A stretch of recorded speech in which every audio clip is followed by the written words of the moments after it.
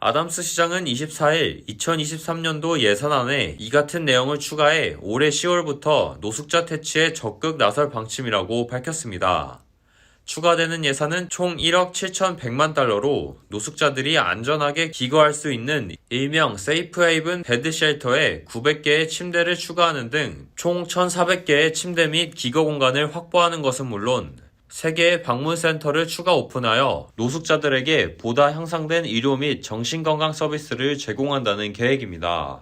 현재까지 확보된 500개의 침대 및 기거 공간은 올해 연말까지 570개로 늘어나며 2023년 중반까지 325개가 추가될 예정입니다. 아담스 시장은 노숙자 등 뉴요커가 이용할 수 있는 안전한 피난처와 침대를 2배 정도 늘리기 위한 노력이라며 추가되는 자원들은 노숙자들의 이전을 독려하고 모든 뉴요커가 누려야 할 영구적 주거와 안정을 향한 첫걸음이 될 것으로 기대한다고 밝혔습니다. 앨렌박 뉴저지주 하원의원이 스몰 비즈니스 시설의 에너지 효율을 높이기 위해 실시하는 주정부 프로그램에 한인 소상인들의 관심을 촉구했습니다. 이번 스몰 비즈니스 에너지 효율성 지원 프로그램은 한인 등 소수계나 여성이 운영하는 사업체의 환기시설이나 배관 교체 시 설치 비용을 최대 75%까지 지원해주는 것으로 주 정부에 따르면 히터, 환기, 에어컨 시설 수리나 배관 등의 수리 교체, 상업용 식기세척기, 제빙기, 세탁기 등의 교체 등이 지원 대상입니다.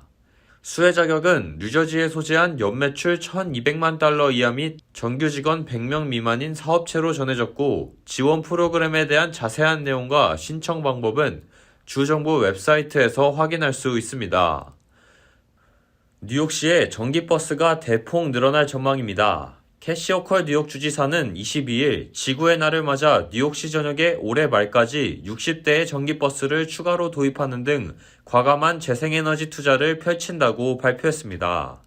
호컬 주지사는 2030년까지 재생에너지 비중을 70%까지 늘리고 탄소 배출은 2050년까지 86%까지 감축할 것이라고 밝혔습니다.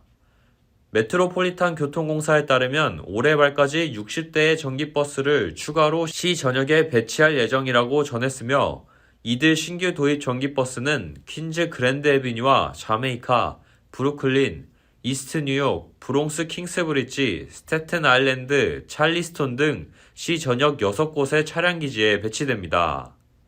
전기버스 운행 노선은 대기오염 정도가 심한 지역에 우선적으로 적용되며 특히 전체의 75%는 대중교통 노선이 취약한 저중소득 커뮤니티에서 운행될 전망입니다.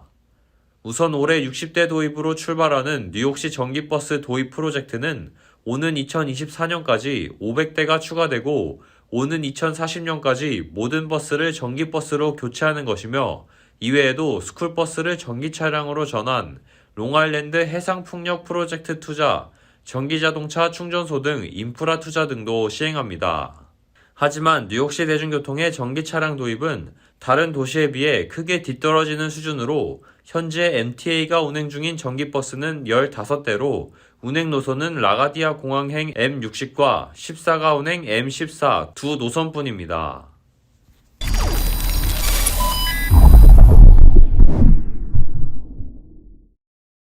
워싱턴 DC 북서쪽 지역에서 오늘 총격 사건이 발생해 최소 3명이 다쳤습니다.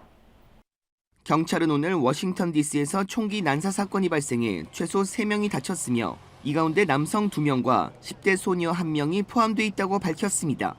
총격 사건이 발생하자 경찰은 인근 지역 주민들에게 대피 경고를 내렸습니다. 총기 난사 사건의 용의자가 도주해 위협이 계속되고 있어 집안에 머물 것을 경고했습니다.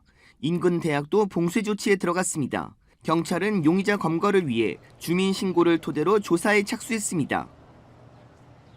뉴욕시에서는 청소년들의 범죄가 눈에 띄게 증가하고 있습니다.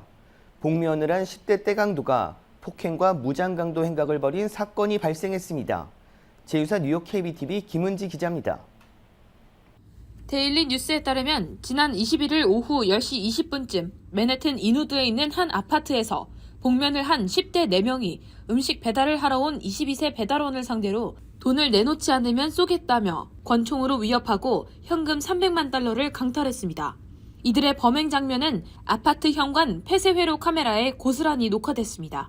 이들 강도는 배달원에게서 돈을 빼앗은 뒤 그를 벽에 밀치고 주먹과 발로 단체 폭행까지 했습니다. 그리고 배달원의 주머니를 뒤지기도 했습니다. 경찰에 따르면 일행 중 한 명은 검은색 권총을 들고 있었고 2명은 알루미늄 재질의 지팡이를 소지하고 있었습니다. 폭행을 당한 배달원은 다행히 부상이 심하지 않은 것으로 알려졌습니다. 경찰은 이들의 모습이 담긴 영상과 사진을 공개하고 시민들의 제보를 기다리고 있습니다. KBTV 뉴스 김은지입니다. 음주운전 사고로 목숨을 잃은 피해자에게 미성년 자녀가 있을 경우 사고 가해자가 양육비를 내도록 하는 이른바 벤틀리 법안이 추진됩니다. 보도에 이유수 기자입니다. 테네시주 상원은 음주운전 사고 가해자가 사망한 피해자 자녀의 양육비를 부담하도록 하는 이른바 벤틀리 법안을 만장일치로 가결했다고 밝혔습니다. 벤틀리란 명칭은 법안 추진의 계기가 된 사망 피해자의 어린아들 이름입니다. 법안에 따르면 음주운전 사고를 일으킨 가해자는 피해자 사망 시 피해자의 자녀가 18살이 되거나 고등학교를 졸업할 때까지 양육비를 지불해야 합니다. 양육비는 피해자 자녀의 성장 환경을 감안해 법원이 결정합니다.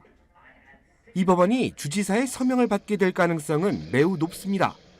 주 상원뿐 아니라 이미 주 하원에서도 만장일치로 통과됐을 만큼 큰 지지를 받고 있기 때문입니다. 주지사가 서명할 경우 테네시주는 전국에서 최초로 음주운전 가해자에게 피해자 자녀를 위한 경제적 책임을 지도록 하는 주가 될 전망입니다. 이 법안은 미주리주에서 음주운전 사고로 아들을 잃은 어머니인 세실라 윌리엄스의 아이디어에서 시작됐습니다. 지난해 4월 윌리엄스의 아들과 약혼자가 음주운전 사고로 목숨을 잃었는데 이들에게는 5살 벤틀리와 3살 메이슨, 2 자녀가 있었습니다. 사고 이후 윌리엄스는 어린 손자를 데리고 17개 주를 돌면서 정치인들에게 입법을 호소했고 이 중 테네시주가 가장 먼저 손을 내민 겁니다. 현재 테네시 외에도 펜실베니아와 엘라베마, 일리노이, 오클라호마, 루이지애나 주의회도 입법을 검토하고 있습니다. KBS 뉴스 이우수입니다.